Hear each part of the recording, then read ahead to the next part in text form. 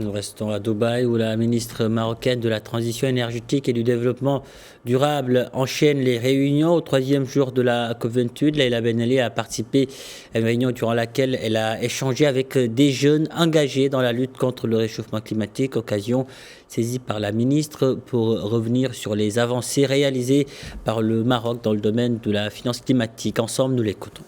Nous sommes dans cette COP28. Le Maroc connaît une participation de très haut niveau,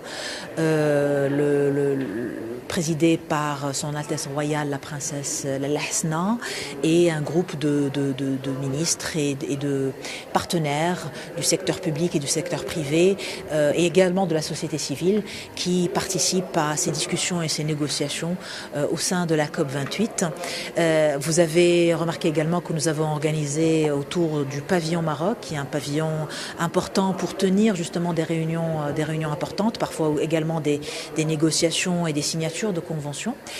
C'est également une occasion pour rappeler dans nos discussions l'importance du financement.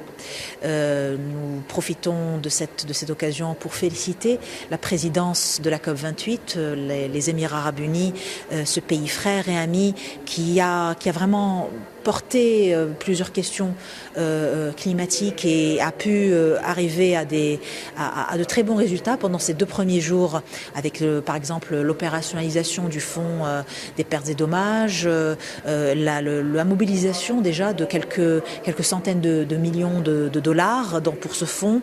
Donc tout ceci amène à un point qui a été souligné et soulevé par Sa Majesté le roi Mohammed VI, que Dieu l'assiste, dans son mot qu'il a partagé avec la COP28, dans lequel il a insisté sur la crédibilité du multilatéralisme. Les entités multilatérales qui ont été je dirais, inventées au XXe siècle, mais est-ce qu'elles sont outillées aujourd'hui pour relever les défis du XXIe siècle? Bien entendu, la crise climatique fait partie de ces défis, mais ce n'est pas la seule.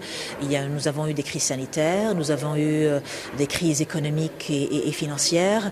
Nous avons aujourd'hui également des crises géopolitiques avec des guerres qui se succèdent et qui ont un impact direct sur les populations, sur le pouvoir d'achat des populations, sur la dignité des populations. Donc c'est un point très important qui a été souligné par Sa Majesté le roi Mohammed VI, que Dieu l'assiste, dans son mot.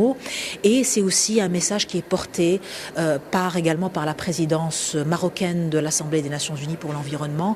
Cette nouvelle génération de multilatéralisme et également une nouvelle génération de politique publique. Nous insistons sur notre manière de mettre à jour la stratégie nationale de développement durable, par exemple, qui est une stratégie très inclusive et qui porte l'esprit du nouveau modèle de développement en mettant bien entendu l'humain et le citoyen au cœur des politiques publiques.